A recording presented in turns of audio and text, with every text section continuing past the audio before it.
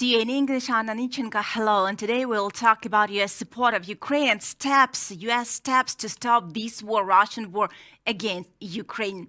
Our guest is already online. It's Daniel Langenkamp, U.S. Embassy Press Attaché. Hello and welcome, Daniel. Good to see you. How are you? Great to see you too. A question: the U.S. Senate approved a $40 billion help. It's military help, economic help for Ukraine. How it will help us? How it will help to stop the war? Yeah, that's a good question. So the president submitted a request for $33 billion. And then the Congress and the Senate approved even more, $40 billion, which is an incredible sign of the bipartisan consensus in the United States for supporting Ukraine.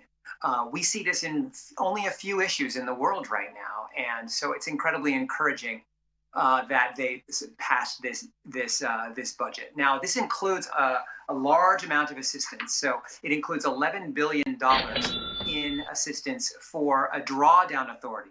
This drawdown authority, or this authority from the State Department, allows the president to send weapons from our existing stocks. And we've done this 10 times already. Yesterday, we made an announcement of $100 million that came from an earlier drawdown authority.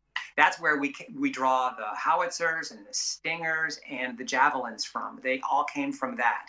So it's 11 billion more of that kind of weaponry and ammunition that comes into Ukraine almost immediately, very, very quickly, because we draw it from existing stocks and then we send it into Ukraine and it goes onto the front lines.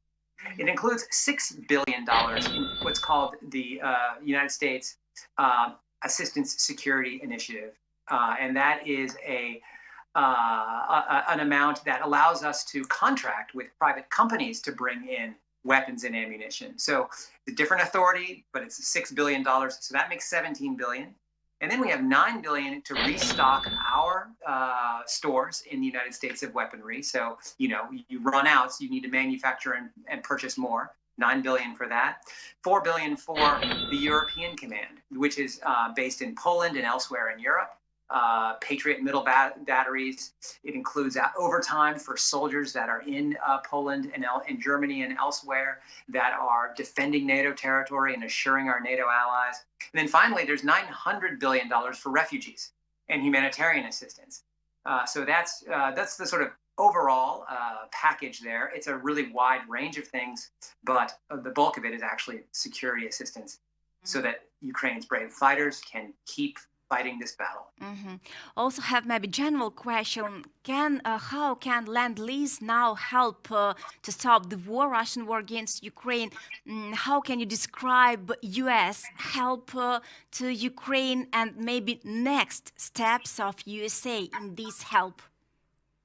Yeah, the Lend-Lease authority is an authority that goes all the way back to World War II, when we gave our European allies the ability to borrow or lease ammunition and weaponry from the United States. Now, that is what this really does, is it gives the president some additional authorities to contract and to get weaponry to Ukraine without some of the administrative hurdles that he currently has with the current system. So it will speed up some of the procurements for Ukraine if we decide to give those. It also doesn't charge, it means that Ukraine can get this weaponry and other equipment